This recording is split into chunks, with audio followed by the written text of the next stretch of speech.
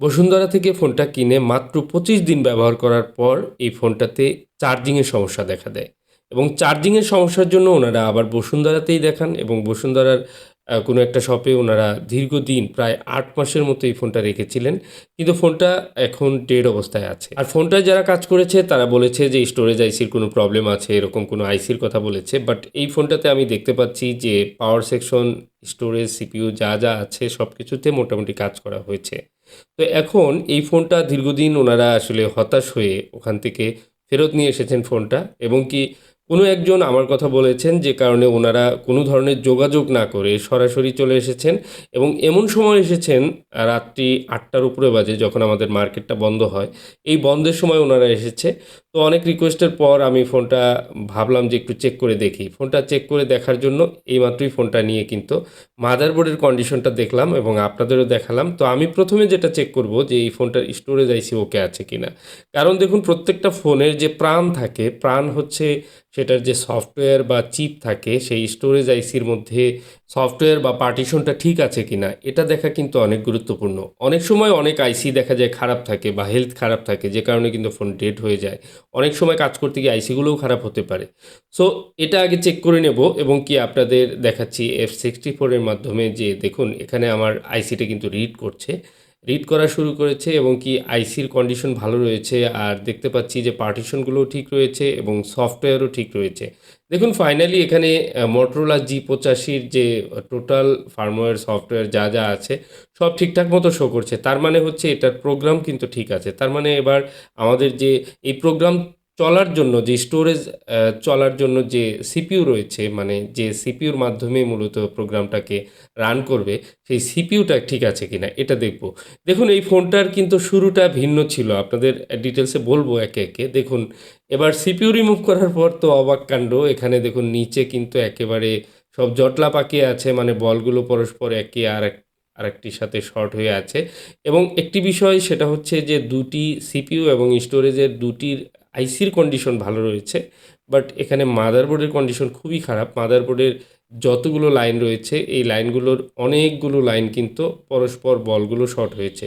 এটা ক্লিনিং প্রসেসের কোনো একটা ফল্টের কারণে হতে পারে, হ্যান্ড স্কিল ফল্টের কারণে হতে পারে যে যিনি কাজ করেছেন ওনার হয়তো হ্যান্ড স্কিল অত ভালো নয় যে কারণে এই অবস্থা হয়েছে। দেখুন এটা বসুন্ধরা হোক আর যেখানেই হোক, যদি আপনার স্কিল ভালো থাকে সেটা আপনার একটি প্রত্যন্ত গ্রামাঞ্চলেও কিন্তু ভালো স্কিলের লোকজন আছে যারা কাজ করে খুব সুন্দরভাবে।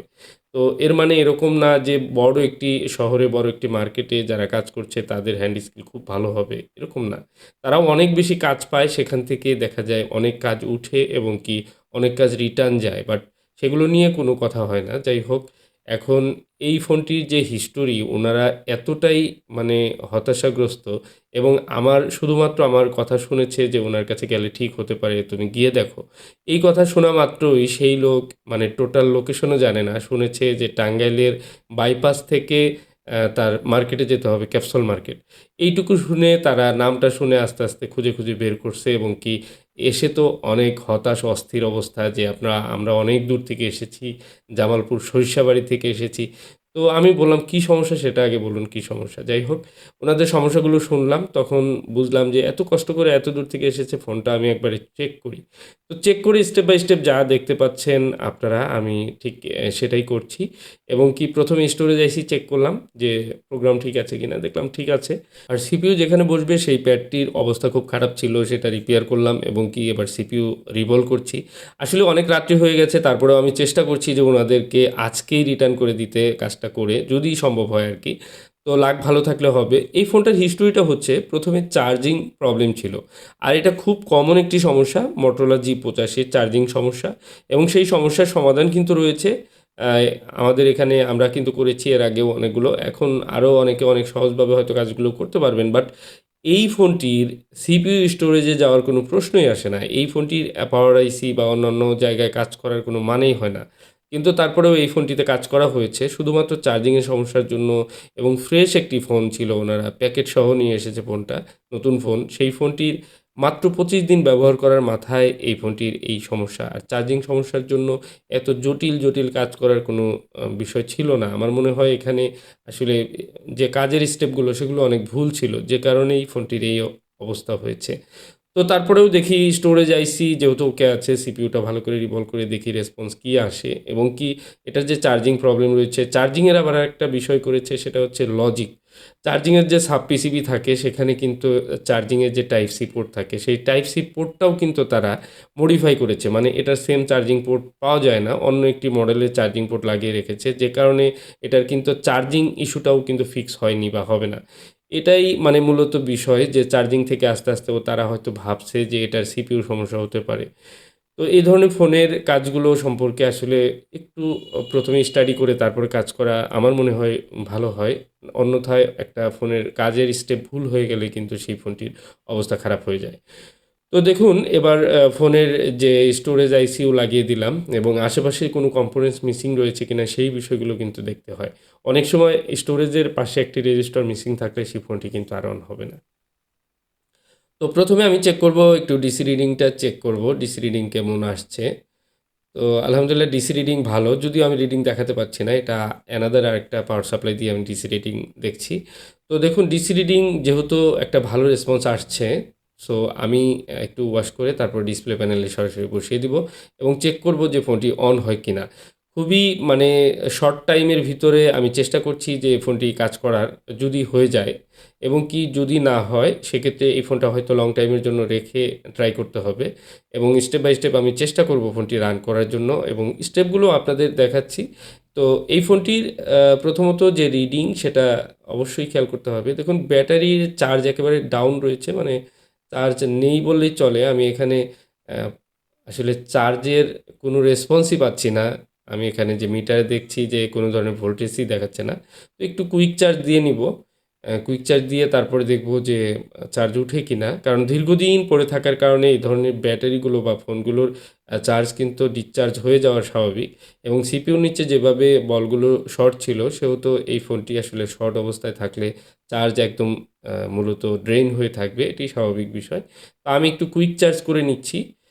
কুইক চার্জ করে আমি এরপর হচ্ছে চেষ্টা করব যে চার্জিংয়ের রিডিংটা দেখার জন্য চার্জিং লোডিং কেমন রয়েছে। এখানে সাব পিসিবি মূলত ওনারা যেটা লাগিয়েছে সেটা আ সঠিক যেহেতু পোর্ট লাগানো নেই, আমি চেষ্টা করব একটি নতুন সাব পিসিবি লাগিয়ে চেক করতে। প্রথমত দেখুন এখন ব্যাটারির ভোল্টেজ দেওয়ার পর মোটামুটি 3 ভোল্ট প্লাস ব্যাটারি চলে আসছে। তো এখানে আমি সাব পিসিবি চেঞ্জ করে এবার চেক করব। কারণ উনারা যে সাব পিসিবিতে যে পোর্ট লাগিয়েছে, পোর্টটাও তো রং একটি পোর্ট।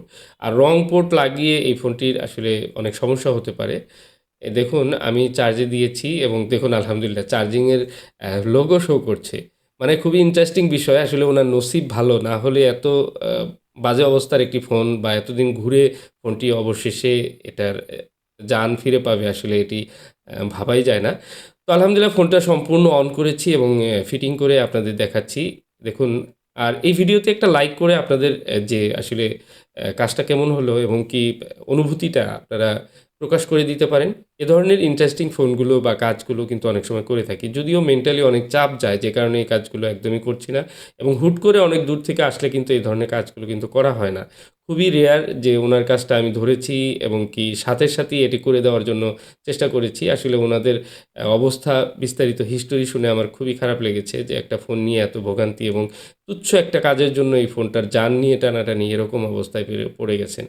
তো উনারা আসলে অনেক টাকা দিয়ে ফোনটা কিনেছিল, প্যাকেট সহ নিয়ে এসেছে এবং ২৫ দিন ইউজ করার মাথায় এই ফোনটি যখন চার্জিংয়ের সমস্যা হয়, এরপর সেটা কাজ করতে গিয়ে একদম ডেড করে ফেলে এবং ৮ মাস ঘোরার পর সেই ফোনটা রিটার্ন এনে উনি চেষ্টা করছিলেন কোনো জায়গা থেকে রিপেয়ার করা যায় কিনা।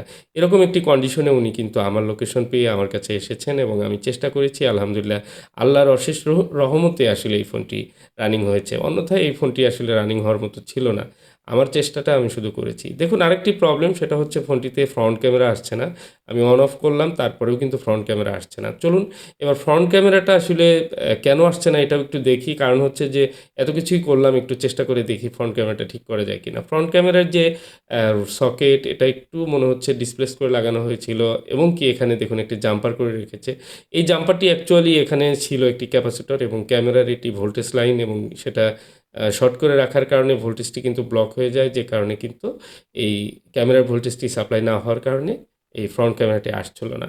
এটি খুব সহজ বিষয়, কিন্তু এখানে কেন জাম্পার করেছে আসলে কোনো রেজিস্টার মিসিং হলে হয়তো বা জাম্পার করে থাকতে পারে এরকম ভেবেছে ধারণা করে, বাট কোনো ধরনের নলেজ ছাড়া এভাবে জাম্পার করা উচিত না। দেখুন এবার আমরা ক্যামেরা ওপেন করব, আসলে ফোনটা অনই ছিল, অন অবস্থায় ওপেন করি, দেখুন আলহামদুলিল্লাহ সিঙ্ক করেছে এবং কি অন অবস্থাতেই কিন্তু ফ্রন্ট ক্যামেরা চলে এসেছে। তো আজকের ভিডিওটি একদম প্র্যাকটিক্যাল ছিল, আশা করি ভালো লেগেছে।